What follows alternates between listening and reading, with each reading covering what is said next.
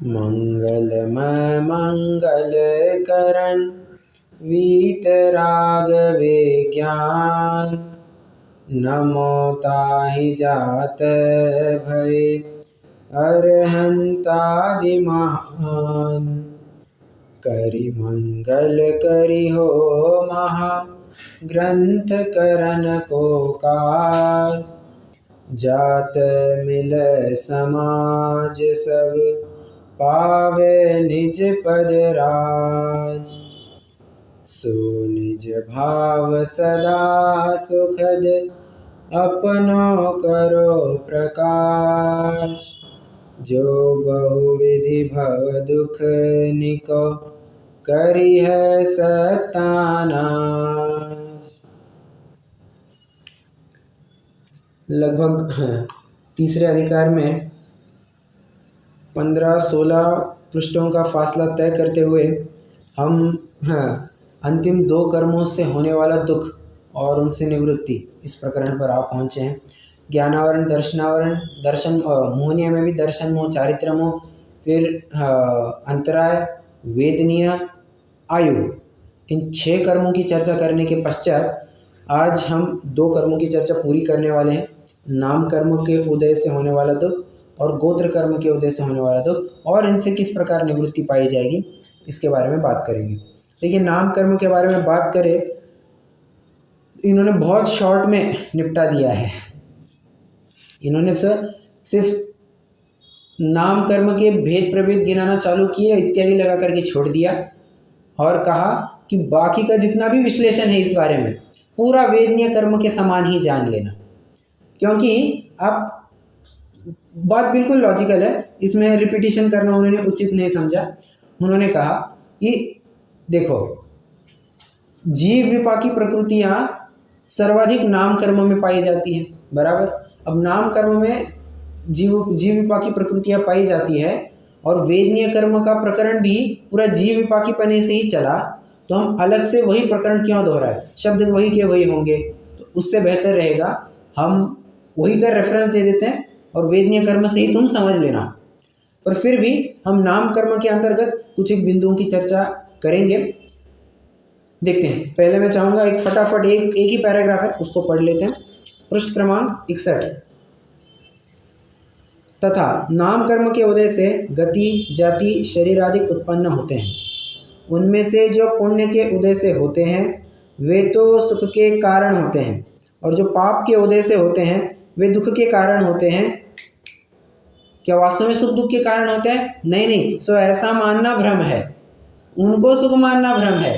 हाँ देखो, बड़ी सावधानी बरतनी पड़ती है जब पढ़ते हैं। कहेंगे अरे वो पुण्य के उदय से सुख होता है और पाप के उदय से दुख होता है। रुको, सब्र करो, आगे की लाइन पढ़ो। ऐसा मानना भ्रम है, ठीक है।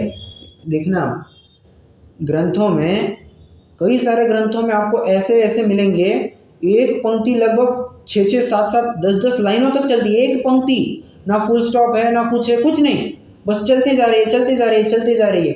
और उसमें ऐसी तक बातें आती है कि कुदेवों को भजना चाहिए, यज्ञ आदि करना चाहिए, और क्या कहिए, बलि आदि चढ़ानी चाहिए। अब जिनवाणी में ऐसे पढ़ेंगे ऐसी बातें तो लगेगा हाय ये जिनवाणी है क्या है। रुको, अगली लाइन पढ़ो। ऐसा मानना मिथ्यात्व है, और अगली लाइन पढ़ना बहुत ज़रूरी है। तो बस यही बात यहाँ पर भी है। सो ऐसा मानना भ्रम है, ठीक है। तथा यह दुख के कारण मिटाने का और सुख के कारण होने का उपाय करता है वह झूठा है, सच्चा उपाय सम्यक दर्शनादिक है।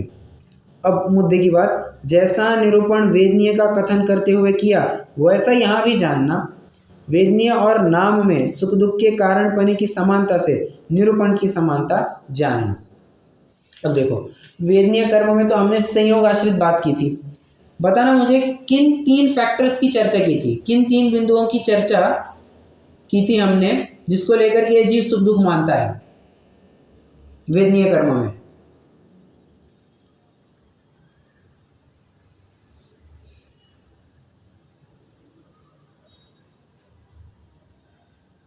बताइए। एक तो जो शरीर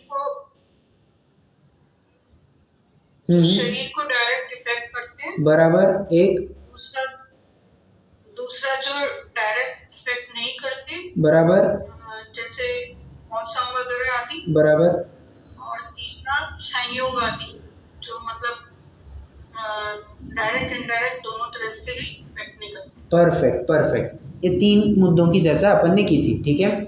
जो शरीर है, शरीर को इनडायरेक्टली अफेक्ट करने वाले दूसरे, और जो ना डायरेक्टली अफेक्ट करते हैं ना इनडायरेक्टली अफेक्ट करते हैं, ऐसे संयोग, नो कर्म जिन्हें लोगों की भाषा में कहा जाता है। तो ऐसे तीसरी कैटेगरी रखी थी, और इनके होने ना होने से, इनके संयोग वियोग से, इनमें इष्ट अनिष्ट कल्पना करने से ये जीव सुख दुख मानता है, बराबर। अब यह जीव नाम कर्म से किस प्रकार, नाम कर्म से क्या क्या मिलता है इसको, उसके बारे में बात कर रहे हैं। एक बात ध्यान रखना, नाम कर्म पूरा का पूरा आपके एक्सटर्नल अपीयरेंस, मोटा मोटी बात कर रहा हूँ मैं, मोटा, आपके एक्सटर्नल अपीयरेंस, आपके शरीर की संरचना, इसके बारे में बात करता है। शरीर में किस किस प्रकार के फीचर्स होंगे उसके बारे में यहाँ पर बात की गई है, ठीक है। एग्जाम्पल दूं तो शरीर कितना बलवान होगा ये सहन डिसाइड करता है।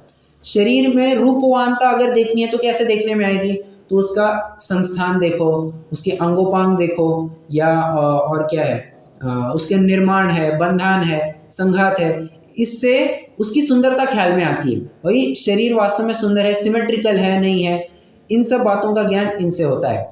आवाज़ अच्छी है नहीं है, सुस्वर दुस्वर, चाल चलन अच्छा है नहीं है, विहाय गति, प्रशस्त विहाय गति, अप्रशस्त विहाय गति, और बताना स्थिर अस्थिर, शरीर में रोग की मात्रा। अब रोग प्राय किससे होते हैं, वात पित्त कफ के असंतुलन से प्राय 99% रोग इसी से होते हैं। अब आप कहेंगे हड्डी वड्डी टूट गई, वो कह रहा हूँ मैं 1% वो छोड़ दो, पर शरीर के अंदर ही अंदर वात पित्त कफ का असंतुलन होता है तो उससे रोग होता है, तो इसे क्या कहेंगे, अस्थिर नाम कर्म। जब तीनों संतुलन में होते हैं उसे कहेंगे स्थिर नाम कर्म से हो रहा है। भाई पूरा शरीर का फंक्शनिंग, शरीर का चाल चलन, सब ये डिसाइड किससे होता है, नाम कर्म से होता है। अब आप कहेंगे इसमें यह जीव किस प्रकार सुख दुख मानता है, तो किन उदाहरणों की चर्चा करते हैं। देखिए, संस्थान मतलब मैंने क्या बताया था, शरीर का बलवानपना, इसकी हड्डियां कितनी मजबूत होंगी, इसकी जो वेस्टर्न है ये कितना मजबूत होगा, शरीर, हड्डियां वेस्टर्न, और उनका कीलन मतलब उनकी बॉन्डिंग, ठीक है। वेस्टर्न मतलब उसका कोटिंग और बॉन्डिंग, 3 बातें होती हैं, हड्डियां, उनके बॉन्डिंग और वेस्टर्न उसका कवरिंग, बराबर। तो ये 3 चीज़ों को लेकर के तुम्हारे शरीर में सुदृढ़पना समझ में आता है। अब कई लोग एकदम बलवान होने के चक्कर में क्या क्या नहीं करते हैं, बलवान, अच्छा, जो आज की दुनिया कलयुग में न जाने जनता किस प्रवाह में बहती जा रही है, उनको सुदृढ़ होना मतलब लगता है एकदम फूली हुई बॉडी दिखना, एकदम ऐसा देखते से ऐसा लगे कि एकदम तंदुरुस्त है। अरे सुदृढ़पने का या धृष्ट पुष्ट होने का वह लक्षण नहीं है कि एकदम फूली हुई चौड़ी छाती वाला होना चाहिए। नो, सुदृढ़ का अर्थ वो होता है कि तुम्हें किसी प्रकार, तुम्हारी रोग प्रतिकार शक्ति कितनी है, तुम्हारे शरीर का सुदृढ़पना तो उससे तय होता है। और ये जीव अपने सुदृढ़पना कैसे तय करना चाहता है, जिम लगाएंगे, ये करेंगे, अमुक तमुक न जाने कितने प्रकार के वो और क्या क्या करता है, ये ड्रिंक लेंगे इससे काम बनेगा, प्रोटीन पाउडर लेंगे तो काम बनेगा, तो ताकत बनेगी। अरे संस्थान नाम कर्म है ना देखने के लिए, तुम्हारी हड्डियां मजबूत होनी चाहिए, संस्थान नाम कर्म सब देख लेगा, तुम्हें कोई चिंता करने की आवश्यकता नहीं है। थोड़ा सा और उदाहरण देखते हैं। अब देखो, विहायोगति, विहायोगति किसके बारे में बात करता है, चाल चलन, बराबर।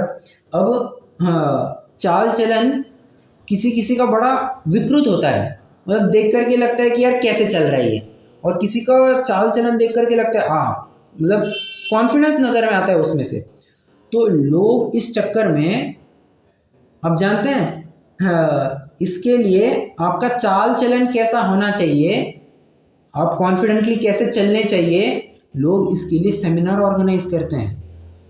क्या आप जानते हैं, मतलब पागलों की तरह कहीं भी जा रहे हैं, अरे अपना चाल चलन सुधारने के लिए सेमिनार ऑर्गेनाइज करते हैं, खुद पैसा देते हैं, वहाँ पर जाते हैं, अपना समय खर्च करते हैं, धन खर्च करते हैं और जो कुछ भी है ऐसे में, और उसकी दो अलग बातें सुन करके आते हैं और ऐसे में लगता है क्या वाह क्या बात कर रहे, क्या बात कर रहा है। अरे तुम्हारा चाल चलन अच्छा होना नहीं होना ये विहाय गति तय करने वाला है। और अच्छा देखो, मैं अभी जितनी भी चर्चा कर रहा हूँ ये थोड़ा सा है, ये मोटा मोटी ये जीव विपाकी प्रकृतियाँ हैं, ये विहाय गति और क्या है अपना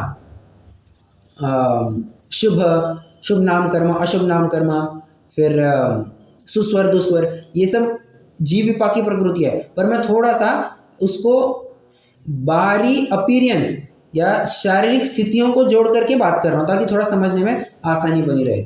और ये जीव किस प्रकार के भ्रम में फंसा है ये बता रहे हैं। हाँ,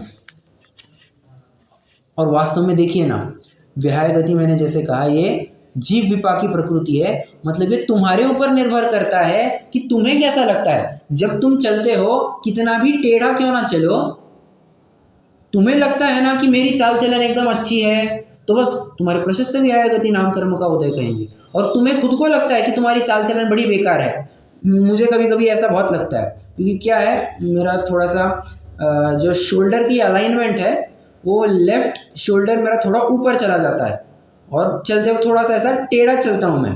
तो प्राय ऐसा मुझे तो नोटिस नहीं होता, पर जब पिताजी माताजी देखते हैं तो वो कहते हैं बड़ा टेढ़ा चल रहा है तू। अब इसको लेकर के मुझे बड़ी दिक्कत होती है, यार लोग क्या कहेंगे, बड़ा ऐसा टेढ़ा चल रहा है, एक कंधा ऊपर लेकर के चल रहा है, उसको लेकर के मुझे इफेक्ट है, मैं बता रहा हूँ, मुझे बड़ा इन्फीरिटी महसूस होता है इससे। तो ये क्या कहेंगे, अप्रशस्त विहाय गति है, अप्रशस्त विहाय गति, ठीक है। और आज की ही बात कहूँ, मैं और पिताजी ऐसे एक राउंड लगाने गए थे वॉकिंग करने, तो हाँ एक व्यक्ति है, ये उस शराब पी पी करके उसका पेट एज इफ गर्भवती महिला जैसा हो गया, इतना मटके जैसा बाहर आ गया है, इतनी शराब पिया है एकदम। और क्या हुआ, क्या एकदम कड़क सफ़ेद कपड़े पहने हैं, ब्लैक पैंट पहनी है, जूते वूते पहने हैं, मतलब जो सेठ ये लोग पहनते हैं से जूते वूते पहने, और एकदम चाल से अपनी शान से चल रहा है। अब किसी को देख करके लगता है ऐसा पेट मटका बाहर आया है और एकदम से शान से चल रहा है, दूसरे वाले को देख करके ऐसा थोड़ा खराब लगता है, और उसको नहीं लगता ना कि मेरी चाल चलन खराब है। मतलब ये पूरा तुम्हारी माइंडसेट है, तुम कैसे विचार करते हो, और इसका माइंडसेट ही खराब होने की वजह से ये बाहर में उपाय ढूंढता है। देखो उपाय होता अंदर में है, ये ढूंढता बाहर में है। बाहर जो ढूंढा ना भगवान पाया। अब भगवान को यहाँ के लिए जरा सब्स्टिट्यूट कर दो, किससे, माइंडसेट से। बाहर जो ढूंढा ना माइंडसेट पाया।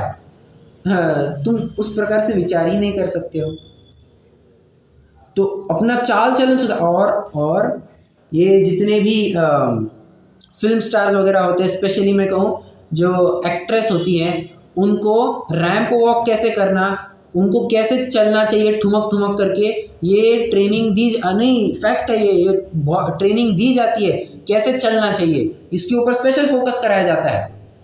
ये कई सारे प्रोग्राम्स इवेंट्स भी ऑर्गेनाइज करते हैं। हमारे महाराष्ट्र में एक प्रोग्राम या इवेंट बड़ा फेमस है, श्रावण क्वीन नाम से। तो वहाँ पर युवतियों को इनवाइट कराया जाता है, और सबसे सुंदर महिला कौन, सबसे सुंदर युवती कौन, ये इसकी एक स्पर्धा होती है। तो उसमें अब डे 1 डे 2 ऐसे इवेंट्स आते हैं, तो उसमें एक इवेंट होता है कि ट्रेनिंग दी जाती है कि तुमको कैसे चलना चाहिए। अरे कैसे चलना चाहिए, बस अगर तुम्हारे अंदर कॉन्फिडेंस है, तुम अच्छे से ही चलोगे, तुम जैसे चलोगे तुम्हें लगा कि मेरी चाल चलन अच्छी है, सामने वाले को लगेगा, इसके लिए तुम क्यों प्रयास कर रहे हो। और आज अधिकांश दिक्कत यही है, आदमी अपने लिए नहीं जीना चाहता, आदमी दूसरों के लिए जीना चाहता है। क्या कहेंगे लोग, दूसरे क्या कहेंगे, मेरा ऐसा हाल देख करके दूसरे क्या कहेंगे, इसी विचार में, इसी उधेड़ बुन में वो अपनी आधी जिंदगी बर्बाद करता है। आधी जिंदगी बताऊंगा मैं आपको कैसे बर्बाद करता है। लोग कहेंगे तुम्हारी चाल चलन अच्छी है, तो उसके लिए थोड़ा सा अच्छे से चलता है, अब अगली बात थोड़ी सी, शरीर और वर्ण, आ हा, एकदम हॉट टॉपिक है। हॉट टॉपिक मतलब क्या कहना चाहिए, एकदम ज्वलंत समस्या है ये तो, शरीर और वर्ण। हाँ क्या क्या, हाँ कॉम्प्लेक्शन को लेकर के आज इतना क्या कहना चाहिए, इतना जाल फैलाया जा रहा है। और बात ऐसी है, कोई भी सफ़ेद चमड़ी देख करके आकर्षित हो जाता है, ओह वाइट। इसलिए तो कुछ काल पहले ये अपने भारत में भी आज़ादी के दौरान या विदेशों में भी, साउथ अफ्रीका वगैरह कंट्रीज़ में, यूएस आदि कंट्रीज़ में ये बहुत चलता है, आज भी ये बहुत चलता है। तू काला है, तू गोरा है, काला काले गोरेपन से बहुत वहाँ पर आज भी तफावत चलती है। कितनी तो दिक्कतें उनको देखनी पड़ती है। साउथ अफ्रीका में तो प्राय देखने को मिली है। कुछ शायद 1-1.5 साल पहले की बात है, जब अपना इंडिया में वर्ल्ड कप हुआ था ना, तब साउथ अफ्रीका की टीम जो सिलेक्ट की थी उसमें जानते हैं सारे के सारे गोरे थे, सिर्फ एक काला था, जो एक बॉलर था रबाडा नाम से, बस वो अकेला काला था। और इसके ऊपर से वहाँ के जो क्रिकेट बोर्ड था, क्रिकेट साउथ अफ्रीका, उसके ऊपर खूब क्या कहना चाहिए, खूब टीका हुई उसके ऊपर, तुम ऐसा कैसे करते हो, तुम वर्ण भेद करते हो, काला गोरा, तुम सिर्फ एक ही काला कैसे लेते हो, तुमको सबको खिलाना चाहिए, ऐसा कह के करके बहुत उसके ऊपर टीका की थी। मतलब विदेशों में भी चलता है और भारत में भी कुछ कम नहीं। भारत में बस बोल के नहीं दिखाया जाता, मन में तो सब यही चलता है। काला देखा तो इसके साथ बात करने का मन नहीं करता, गोरा देखा इसके साथ बात करने का मन करता है, कितना अच्छा है, कितना अच्छा है। और ऐसा कह मतलब ऐसा लगता है। और लोग अपनी चमड़ी सफ़ेद करने के लिए न जाने क्या क्या उपाय नहीं करते, क्या क्या उपाय नहीं करते। सबसे पहला उपाय क्या करते होंगे? सबसे पहला उपाय सफ़ेद दिखने के लिए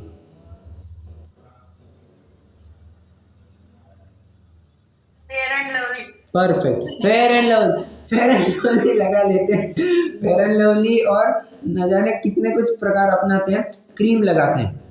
अब क्रीम से भी काम नहीं बन रही है, पाउडर लगाते हैं।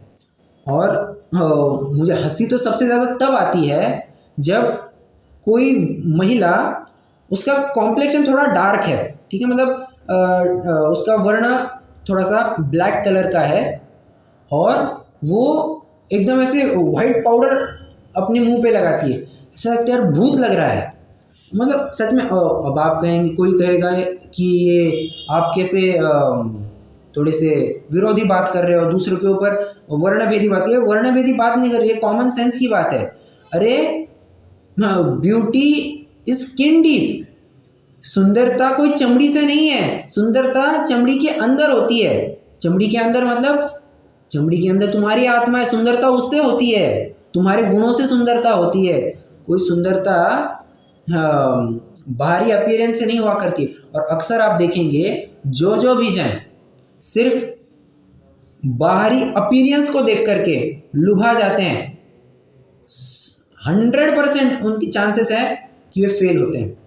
बस बाहर में लड़का एकदम चिकना चुपड़ा दिखा, सोना कितना सोना है, बस एकदम चिकना चुपड़ा लड़का दिखा, लड़कियां पीछे लग जाती है। थोड़ा पैसा दिखा, उसके पीछे लग जाती है। वो ये नहीं देखती लड़का शराबी है, कबाबी है, शबाबी है, क्या है, उसके गुणों का ठिकाना नहीं, कुल का ठिकाना नहीं, कुछ नहीं देखते, और अपना फिर बाद में जीवन तबाह कर देती है।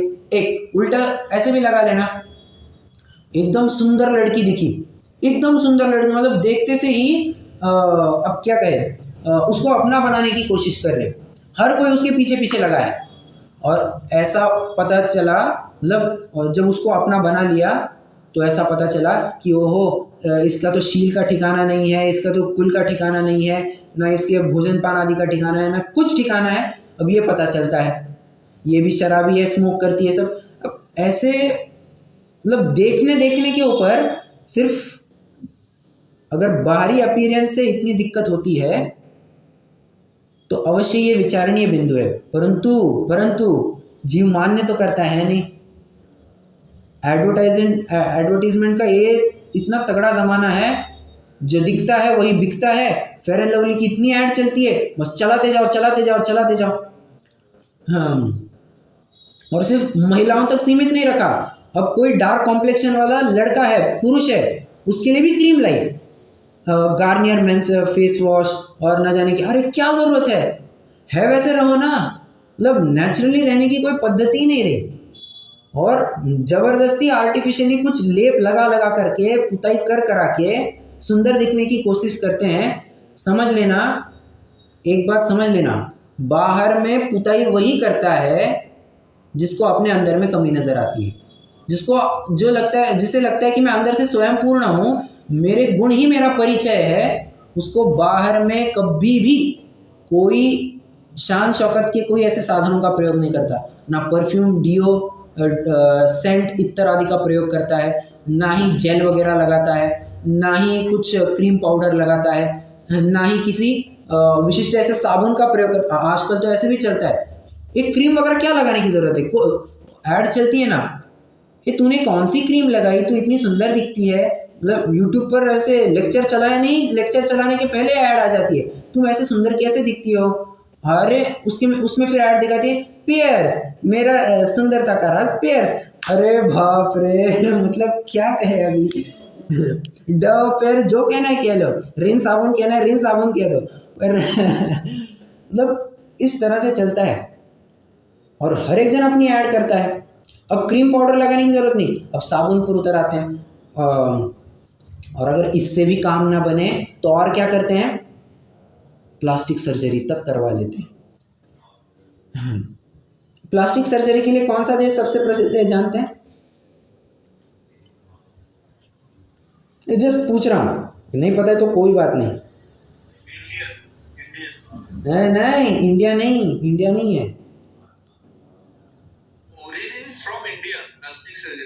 अच्छा, origins from India, okay. But अभी सबसे ज़्यादा प्रचलन में, सबसे फेमस, हाँ, कोरिया, करेक्ट। साउथ कोरिया में प्लास्टिक सर्जरी नंबर 1 मानी जाती है। और प्लास्टिक सर्जरी मतलब क्या, अपनी शक्ल सुधारो, शक्ल सुधारने वाली ये। हाँ, ऐसे ही चुटकुला सुना दूँ। एक लगभग 2-3 महीने पहले हमारा एक ओरिएंटेशन प्रोग्राम चल रहा था हमारे CA इंस्टीट्यूट की तरफ से। वो मैंडेटरी होता है कोर्स करना 15 दिन का। तो मैं शायद ये बात शेयर भी की थी आपके साथ। तो उसमें एक लास्ट डे पर किसी भी एक कंट्री के ऊपर उसके कुछ विशेषताओं के ऊपर बताने को कहा था। भारत को छोड़कर के विदेशी संस्कृति के बारे में कुछ बताने को कहा था। तो हमारी जो टीम थी वहाँ, उसमें हमारी टीम के लिए कोरिया एक कंट्री आ गई थी। तब कोरिया के बारे में क्या बताया, तो प्लास्टिक सर्जरी के बारे में बताया। तो ऐसे एकदम अच्छी सी एडवर्टीजमेंट करे कि हमारे पास आओ, एकदम बेस्ट प्लास्टिक सर्जरी। फिर एक लड़की को प्लास्टिक सर्जरी के लिए बिठा दिया और उसको छुपा दिया नीचे, और दूसरी लड़की को एकदम गोरी थी, उसको एकदम खड़ा कर दिया, और देखो प्लास्टिक सर्जरी से कैसा कमाल होता है। सब लोग कहने लगे स्कैम, फ्रॉड बड़ा अच्छा किया था। मतलब वो तो बस एक चुटकुले के रूप में था, मजाक के रूप में दिखाना था वहाँ पर कहने का तात्पर्य मेरा ये है। अब देखो, इन सब प्रयासों के पीछे, इन्हें सब मैं इतना क्यों बता रहा हूँ, क्योंकि आज सबसे बड़ी समस्या वहीं पे है। लाली लिपस्टिक लगाना, क्रीम पाउडर लगाना, हर डियो, परफ्यूम लगाना, जेल लगाना, हर प्रकार से शरीर को सजाना चाहता है, सुंदर दिखाना चाहता है। और क्या है वो, काजल लगाना, और क्या होता है वो, आई लाइनर, न जाने क्या क्या होता है, मैं ज़्यादा जानता नहीं हूँ। तो ये इन सब का प्रयोग कर करके सुंदर दिखना चाहता है। परंतु भले आदमी, तुम्हारा सुंदर दिखना नहीं दिखना ये वर्ण नाम कर्म के अधीन है। तुम्हारा गोरा दिखना नहीं दिखना वर्ण नाम कर्म के अधीन है। तू क्यों इसके बारे में विचार नहीं करता? तू पूरी जिंदगी मैं एक चैलेंज देता हूँ, कोई भी अफ्रीकन को लेके आओ, पूरी जिंदगी हर रोज उसको जितनी आवश्यक है उतनी क्रीम लगाई जाए, दिखाना मुझे कितना सफ़ेद होता है, पॉसिबल ही नहीं है। अगर हो भी जाए तो नगण्य होगी, वो संख्या नगण्य ही होगी। ये तो बस मार्केटिंग स्ट्रेटेजी है इन कंपनी वालों की। अब क्या करें। और इसके पीछे, सुंदर दिखने के पीछे धन खर्च करता है, समय खर्च करता है, अमूल्य धन और अमूल्य समय खर्च करता है, उसको ये विचार नहीं आता कि इसके बजाय अगर मैं है वैसे ही प्रेजेंट रहूं तो कितना बेहतर रहेगा। हाँ, हमारे ओरिएंटेशन प्रोग्राम्स में एक बात खुल करके बताई जाती है, क्या? ठीक है, तुम प्रेजेंटेबल दिखने चाहिए, परंतु इतना भी तामझाम नहीं होना चाहिए कि बाद में उसको लेकर के तुम्हें आपत्ति हो जाए। हाँ, first impression is okay, but for the upcoming impressions it is always necessary on how you carry it.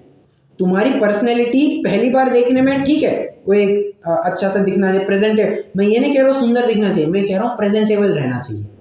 और प्रेजेंटेबल रहना एकदम सिंपल रह करके भी हो सकता है, एकदम सिंपल रह करके भी हो सकता है प्रेजेंटेबल रहना, ठीक है। हाँ, मतलब सामने वाले को देख करके कोई नाक भोर ना सिकोड़े, एकदम सिंपल से ऐसे बने रह सकते हैं। अरे हमारे APJ अब्दुल कलाम जी कैसे गए थे इंदिरा गांधी जी को मिलने? स्लीपर पर गए थे। प्राइम मिनिस्टर को मिलने के लिए चप्पल पर जा रहा है, स्लीपर, चप्पल भी नहीं कह रहा हूँ, स्लीपर पर जा रहा है। और बराबर से एकदम अच्छे से मीटिंग हुई। प्रयोजन वहाँ पर सुंदरता का होता ही नहीं है, बात ऐसी है। तो उपाय क्या है? अपने नाम कर्म के ऊपर भरोसा रखो, नाम कर्म सब करेगा। और देखिए ना, एक बात मैं वैसे कैसे कहते कहते भूल गया, भारत का आदमी सच में पागल है, सच में पागल है, काले का गोरा होना चाहता है, जबकि वो ये विचार नहीं करता कि विदेशी लोग आ करके कपड़े उतार उतार करके नंगे हो करके, नंगे अधनंगे हो करके बीच पर काले होते हैं, सन बास्किंग करते हैं, टैनिंग करते हैं, थोड़े काले हो जाए, थोड़े काले हो जाए, और भारत का आदमी सफ़ेद होना चाहता है। अरे मतलब कैसी विकृति है ये? मैंने कहा था ना, the man is a fool, he wants hot when it is cold and cold when it is hot, always wanting what is not. जो नहीं है उसी के पीछे दौड़ लगाए रहता है, नसीब के ऊपर भरोसा ही नहीं रखता है। ये नाम कर्म की ऐसी बात है। और थोड़ी सी चर्चा करता हूँ मैं, बस एक दो बिंदुओं के ऊपर चर्चा करूंगा, फिर अपन गोत्र कर्म की तरफ बढ़ेंगे।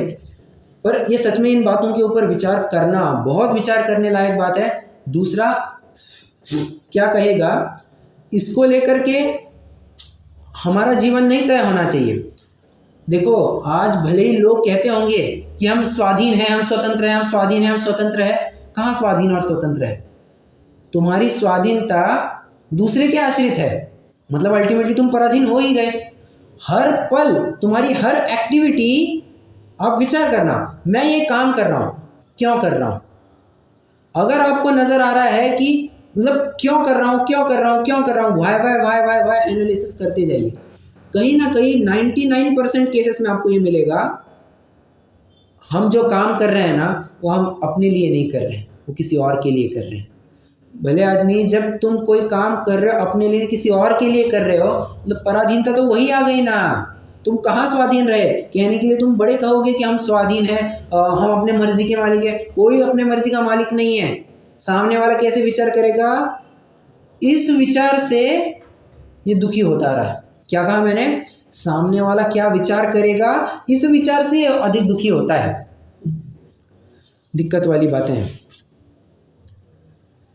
अब देखना, हाँ, थोड़ा सा अपन शरीर की संरचना के बारे में बात करते हैं। जैसे हाँ, वैसे मुझे बताइए, कोई विशिष्ट ऑर्गन, कोई विशिष्ट अंगोपांग कहाँ पर लगना चाहिए, कितने मात्रा में लगना चाहिए, कैसे होना चाहिए? तुम्हारी नाक कितनी होनी चाहिए, तुम्हारी होंठ को कितने होने चाहिए, तुम्हारा कान कितना होना चाहिए, तुम्हारी उंगलियां कैसे होगी, कहाँ कितनी होगी, कौन सी उंगली कितनी लंबी होगी, ये कौन तय करता है? ये निर्माण नाम कर्म तय करता है। ठीक है, उसका पोजीशनिंग और उसका प्रमाण, कौन सा अंगोपांग कहाँ लगेगा और कितना लगेगा, कितना उसका साइज वगैरह होगा, तो ये तय करता है निर्माण नाम कर्म। अब हाँ, उसके शेप आकार की तरफ से भी समझना। अब मैं अपनी बात बताऊं, हाँ, मेरे जो नीचे के दांत है तो नीचे के दांत, अब डॉक्टर साहब आप डेंटिस्ट ही सामने, आप क्या कहें तो मेरे नीचे के जो दांत है तो वो पंक्तिबद्ध नहीं है, तो बहुत आगे पीछे है। और इसकी वजह से होता क्या है, खाया हुआ अन्न है ना दांतों में फंस जाता है। और जब भी मैं कभी आईने में देखता हूँ तो दांत के ऊपर दांत कभी बैठा हुआ दिखता ही नहीं है मेरा, मतलब अलाइनमेंट मेरे दांतों की प्रॉपर नहीं है। और कई बार मुझे इसको लेकर के बड़ी दिक्कत होती है, मेरी क्या है, मैं कुछ उपाय कर सकता हूँ क्या। मुझे कई बार मैं सच में कह रहा हूँ ऐसा विकल्प आ चुका है कि मैं क्लिप लगा दूँ या कुछ क्या होता है वो पिन लगा दूँ, जो कुछ भी है, कुछ ऐसे ट्रीटमेंट करूँ जिससे मेरे दांतों की पंक्ति बराबर बैठ जाए, प्रॉपर अलाइनमेंट हो जाए। पर सच्चा उपाय वो नहीं है, तो निर्णय ये करना पड़ेगा, उसका पोजीशनिंग जैसा होना है सो होने वाला है। प्रश्न है मेरा, पुष्पदंत मुनिराज ने ऐसा क्या किया था कि उनके दांत एकदम पंक्तिबद्ध हो गए। आप जानते हैं ना भूतबली मुनिराज नाम क्यों पड़ा, क्योंकि पहले वे बहुत ही कमज़ोर थे, परंतु जैसे उन्होंने उस सूत्र की सिद्धि की जो आचार्य धरसेन ने सिद्ध करने के लिए कहा था, उसको करेक्ट करके जब उन्होंने सिद्ध किया तब वे एकदम हृष्ट-पुष्ट हो गए, इसलिए उनका नाम भूतबली पड़ा।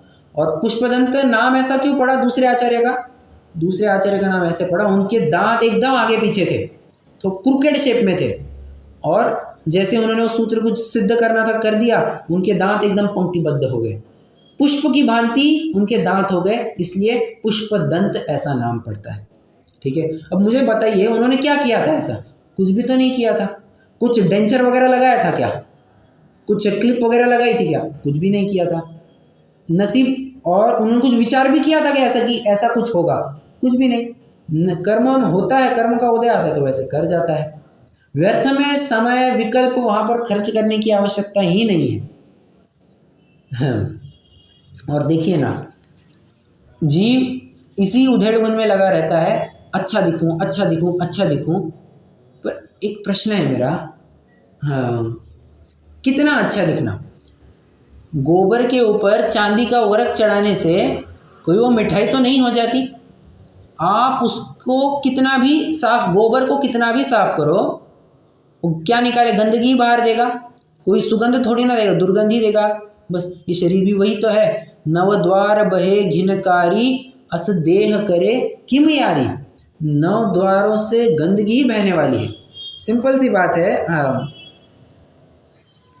कोई नहा करके आया, अब नहा करके छोड़ो, किसी ने मान के चलिए एकदम शुद्ध पानी से मुंह में 100 बार कुल्ला किया, ठीक है, और पानी लिया, गरारे किए, उसको थूक दिया, पानी लिया, गरारे किए, थूक दिया, ठीक है। अब 101वीं बार जब वो पानी थूक रहा था, वो किसी के बॉडी पर गिर गया, ठीक है।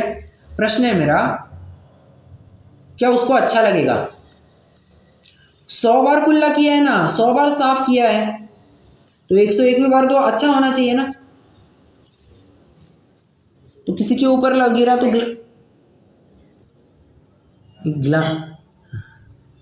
ग्लानि होती है इससे, क्यों?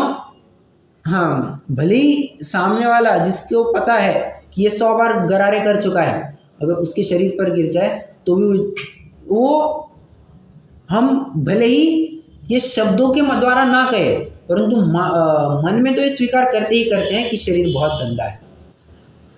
आँख उठा करके कोई भी घटना देख लेना, शरीर में से गंदगी ही निकलेगी, और इस शरीर को फिर सजाने के लिए ये जीव अपना जीवन तबाह करता है। जीव अपना जीवन तबाह करता है। अरे ये अमूल्य नरभव मिला था, इस शरीर को सजाने श्रृंगार करने के लिए मिला ही नहीं था। हाँ, ये तो शरीर माध्यम खलु धर्म साधनम, धर्म साधन के लिए शरीर मिला था। कोई एकदम साज श्रृंगार कर करके, एकदम क्रीम फेस वॉश लगा करके सुंदर दिखाने के लिए ये था ही नहीं। प्रश्न है मेरा, माँ कैसी भी हो, काली हो, कलूटी हो, उसके दांत आगे आए हो, मोटी हो, पतली हो, कैसी भी हो, बच्चे को अपनी माँ कैसी लगती है?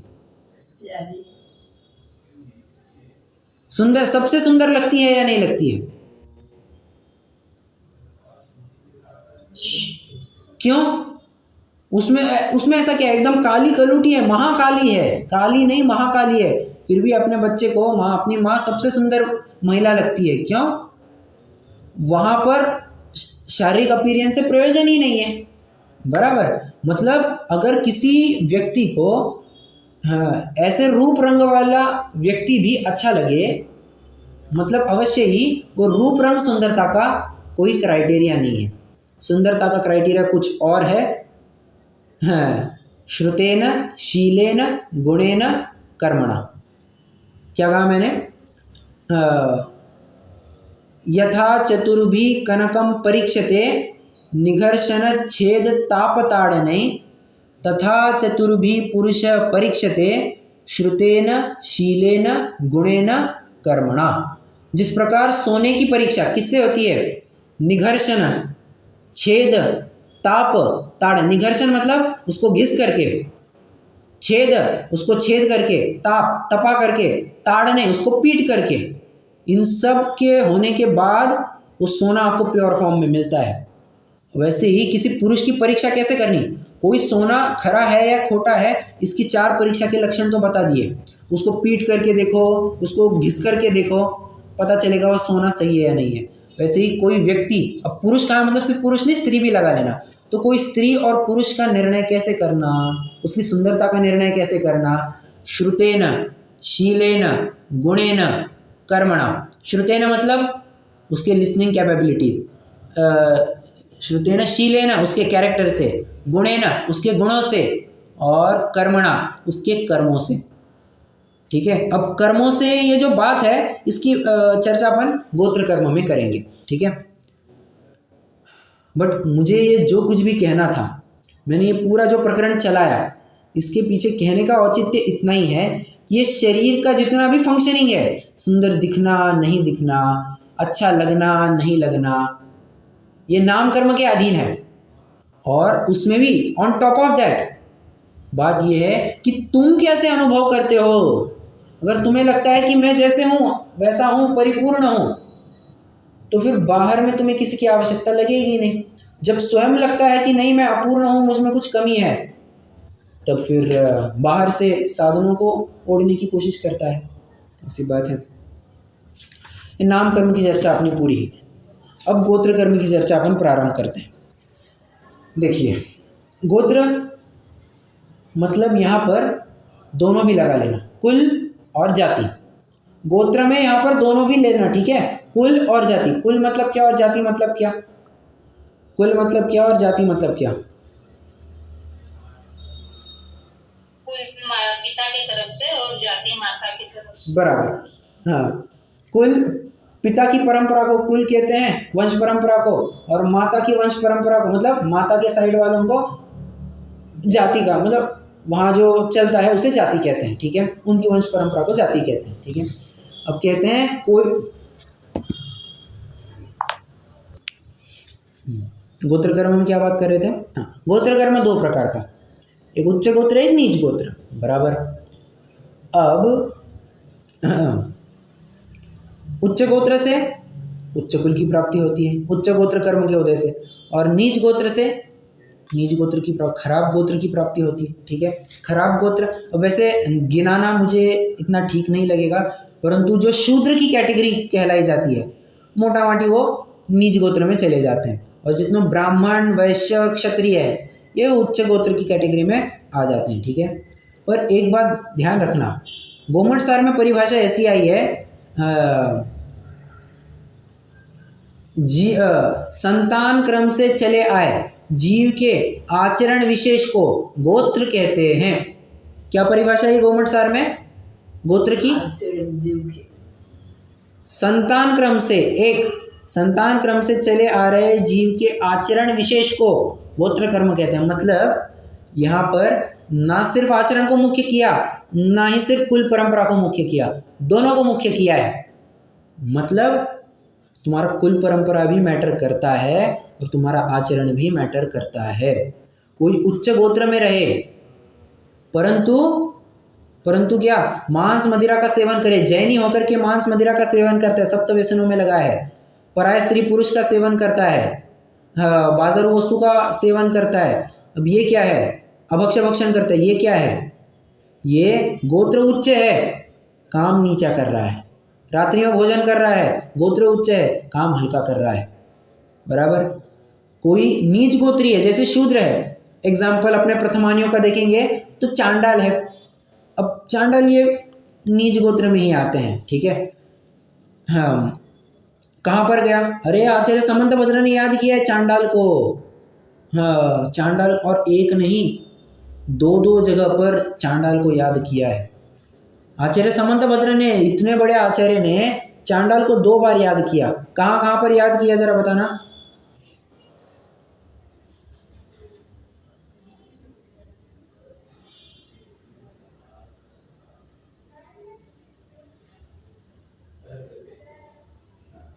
वो मातंग करके एक श्लोक है ना, उसमें। अरे वो तो मैं भी जानता हूँ, मातंग करके एक श्लोक है, एक नहीं 2 श्लोक है। देखिए, सम्यक दर्शन संपन्नमपि मातंग देहजम। जो सम्यक दर्शन से शुद्ध है, कि वो मातंग के शरीर में भी क्यों ना हो, वो मातंग भी उच्च माना जाएगा। ठीक है। एक दूसरा दाखला दिया है उन्होंने अणुव्रतों के पालन में।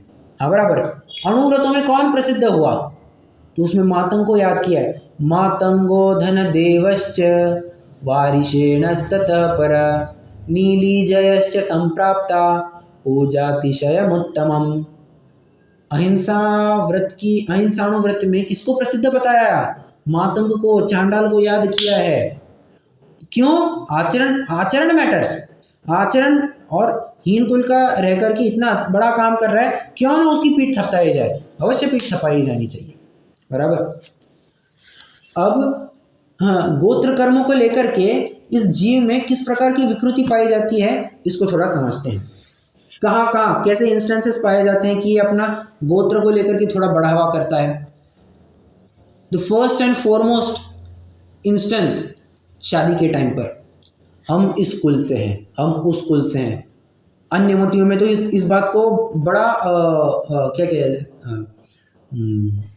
इस बात को बड़ा फोकस में लाया जाता है, ये हमारे कुल देवता है, हाँ हमारे कुल देवता ये है, नहीं हमारे कुल देवी वो है, ऐसा कह करके अपने कुल गोत्र की उच्चता बताते हैं। अब गोत्र को लेकर के ऐसा चलता है, शादी के टाइम पर तो बहुत चलता है।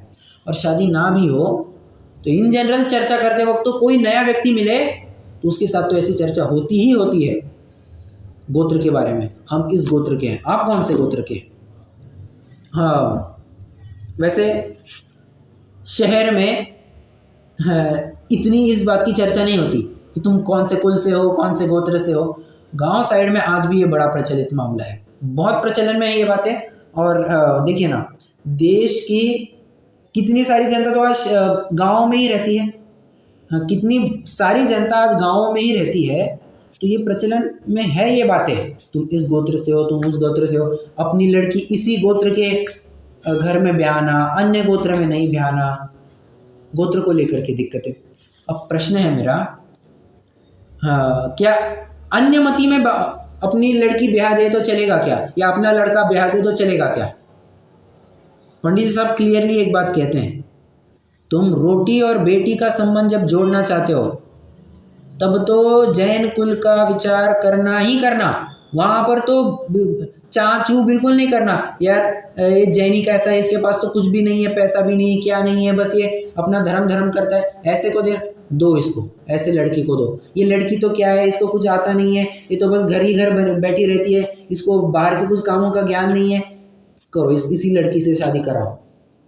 क्यों? क्योंकि तुम्हारा धर्म की रक्षा होने वाली है यहाँ पे। रोटी बेटी का संबंध बनाने पर हाँ, अपने गोत्र अपने कुल में ही करना, जैन कुल में ही करना। और जो सच्चा, जिसका दिमाग ठिकाने पर है, जो गया हुआ है ऐसे व्यक्ति के साथ, जो क्या कहना चाहिए, जिसके 8 मूल गुण तक का ठिकाना नहीं है, जो रात्रि में भोजन करता है, जो पानी छान करके नहीं पीता, जो मांस भक्षण आदि करता है, शराब आदि पीता है, ऐसों का तो देना तो मतलब वो तो फिर जैन होकर के भी अन्यमति है।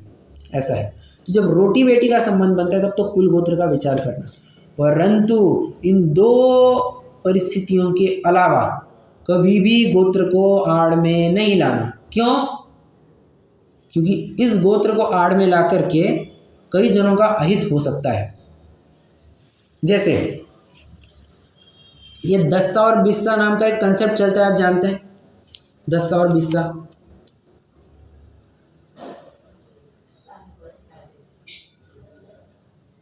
जी भैया जी। अब होता क्या और विशा क्या क्या जाती है ना, विशा ओश्वाल, दशा ओश्वाल, बराबर बराबर वैसे होता है। तो फर्क क्या है, मतलब दस्सा बिस्सा ऐसे क्यों भेद बना? मतलब ऐसे भेद का होता क्या है? ऐसे कोई मान के चलिए कोई दस्सा है कोई बिस्सा है, तो फर्क क्या पड़ेगा? ऐसे ही होता है ना कि दस्सा का व्यक्ति बिस्सा के मंदिर में नहीं जा सकता और बिस्सा वाला दस्सा में नहीं आ सकता, ऐसा कुछ है मोटा माटी, if I am not wrong. बराबर मम्मी? बराबर ऐसा मोटा माटी ऐसे ही कुछ चलता है। तो देखिए, हाँ, अब मान के चलो हम अभी तेरापंथी दिगंबर है, बराबर,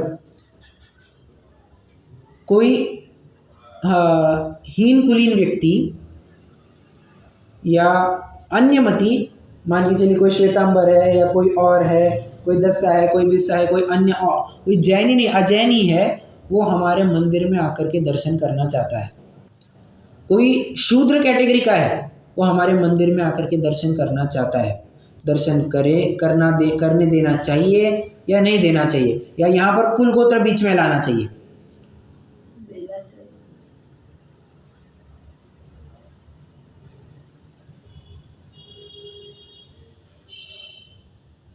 नहीं नहीं नहीं, यहाँ कुल गोत्र नहीं लाना चाहिए, करेक्ट, यहाँ पर कुल गोत्र बीच में नहीं लाना चाहिए।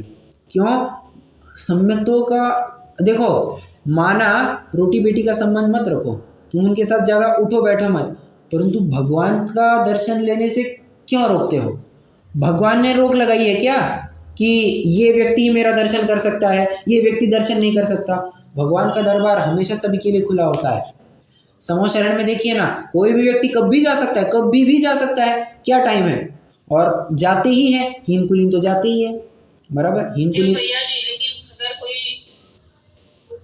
कोई नॉनवेज खाने वाले लोग रहते हैं, उनको दर्शन देना चाहिए, मंदिर में आने देना चाहिए क्या?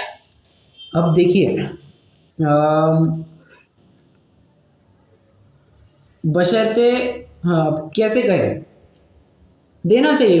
मैं अगर कुछ जवाब दूं मेरी तरफ से, जिनवानी में मेरे वैसे पढ़ने में नहीं है, परंतु मेरे हिसाब से तो देना चाहिए। नॉनवेज खाने वाला हो, कोई भी हो, कैसा भी हो, दर्शन खाने मतलब दर्शन लेने के लिए उसको एंट्री दी जानी चाहिए, उसको स्वाध्याय में बैठने के लिए अनुमति दी जानी चाहिए। समाज ने कम से कम इन दो बातों के ऊपर उसको ग्रंथ आदि दिए जाने चाहिए, इन बातों के ऊपर उसको रोक ना लगाई जाए, कुछ रोक लगाने की ज़रूरत नहीं है, ऐसा मेरा मानना है, ठीक है। क्योंकि विचार कीजिए ना, अगर जिनेंद्र भगवान के दरबार में आकर के वो मांस भक्षण छोड़ रहा है तो अच्छी बात है ना, तो अच्छी बात है, क्या दिक्कत है इसमें? दर्शन करो, खूब धर्म आराधना करो, कोई भी दिक्कत नहीं। और देखिए ना, ये अंजन चोर है, अंजन चोर क्या था? 7 व्यसनों में पारंगत, 7 व्यसनों में पारंगत, मांस भक्षण करता था, शराब पीता था, वेश्या सेवन करता था, सब करता, चोरी करता था, नाम ही क्या, अंजन चोर, मतलब चोरी तो करता ही था।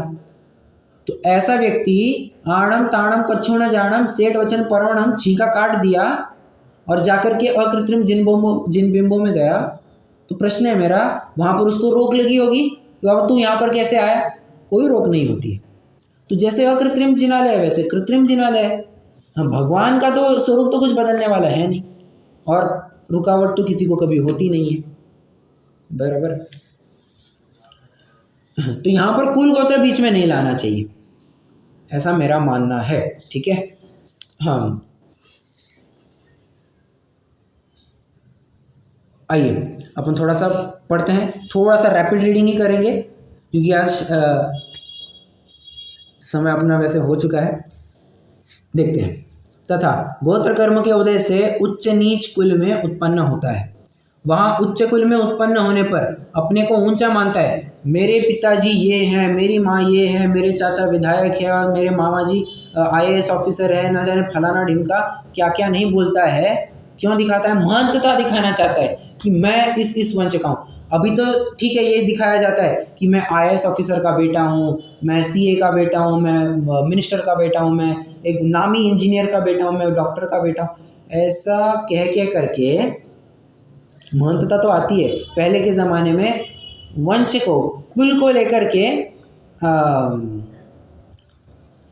बातें चलती थी। इक्ष्वाकु वंश, रघु वंश, और क्या है अपना नाथ वंश, हरि वंश, ये सब क्या है इसको लेकर यादव वंश, ये सब कुल के बारे में बात की है। ठीक है। और नीच कुल में उत्पन्न होने पर अपने को नीचा मानता है। वहाँ कुल पलटने का उपाय तो इसको भाषित नहीं होता, इसलिए जैसा कुल प्राप्त किया उसी में अपनापन मानता है। ओहो हो, हीन हुआ तो हीन कुल को अपना मान लिया। वो ये नहीं विचार करता कि मैं इससे बाहर भी निकल सकता हूँ। और किसको उच्च गोत्र प्राप्त हुआ तो ये नहीं विचार कर सकता कि ये मुझे घमंड करने के लिए नहीं मिला है, मुझे आराधना करने के लिए मिला है। ये विचार नहीं करता और दोनों को अपना मान करके उसी में रममाण हो जाते हैं। परंतु कुल की अपेक्षा ऊंचा नीचा मानना भ्रम है। कोई उच्च कुल वाला निंद्य कार्य करे तो वह नीचा हो जाए, और नीच कुल में कोई श्लाघ्य कार्य करे तो वह ऊंचा हो जाए। लोभाधिक से उच्च कुल वाले नीचे कुल वाले की सेवा करने लग जाते हैं। एक प्रश्न है मेरा, ऐसा कुछ प्रकरण आपने कहीं सुना, कहीं पढ़ा है क्या? प्रथमानियों की घटना को आधार बना करके बताइए।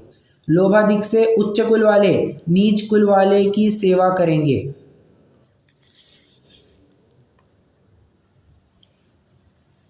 प्रथमानियों की घटना है। चंद्रगुप्त के 16 सपने में आता है ऐसा। बराबर। स्वप्न क्या था बता पाएंगे? आपने पहचाना तो बिल्कुल सही है। चंद्रगुप्त के 16 स्वप्न। स्वप्न का ध्यान नहीं है, लेकिन ये ऐसा था। बराबर। हाँ, स्वप्न ये था कि एक हाथी पर बंदर बैठा है। उसका अर्थ ये है कि उच्च कुल वाले अब नीच कुल वालों की हाजी हुजूरी करेंगे। कहाँ हाथी और कहाँ बंदर, इत्तू सा हाथी उसकी सेवा कर रहा है। हाँ, हास्यास्पद है और विचारणीय बिंदु है। और आज देखिए ना, कई बार मतलब आज सच में ऐसी दिक्कतें हैं कि ये इतने सारे रिजर्वेशन हो गए हैं।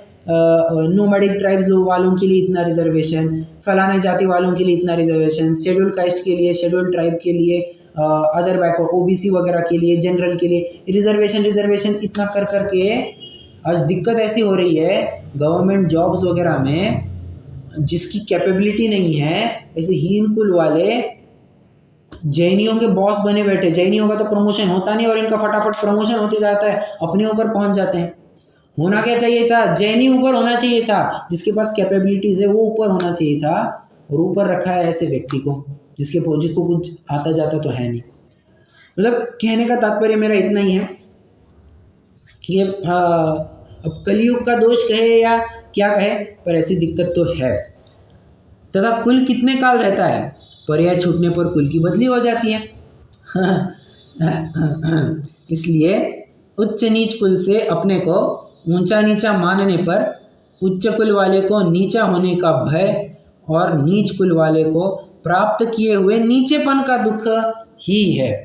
उच्च कुल वाले को क्या दुख है कि हल्का काम मेरा कोई एक्सपोज ना हो जाए, और नीच कुल वाले को क्या दिक्कत है? ये मेरे नीचलेपन की दिक्कत है उसको। ऐसा है। इसका सच्चा उपाय यही है कि सम्यक दर्शन आदि द्वारा उच्च नीच कुल में हर्ष विषाद न माने, तथा उन्हीं से जिसकी फिर बदली नहीं होती ऐसा सबसे ऊंचा सिद्ध पद प्राप्त करता है, तब सब दुख मिट जाते हैं और सुखी होता है। इस प्रकार कर्मोदय की अपेक्षा मिथ्या दर्शन आदि के निमित्त से संसार में दुख ही दुख पाया जाता है। उसका वर्णन किया। अब कल से प्रकरण चलेगा पर्याय की अपेक्षा कैसा दुख है। कर्मों की अपेक्षा तो दुख का वर्णन पूरा हो चुका। कोई प्रश्न हो तो पूछ सकते हैं।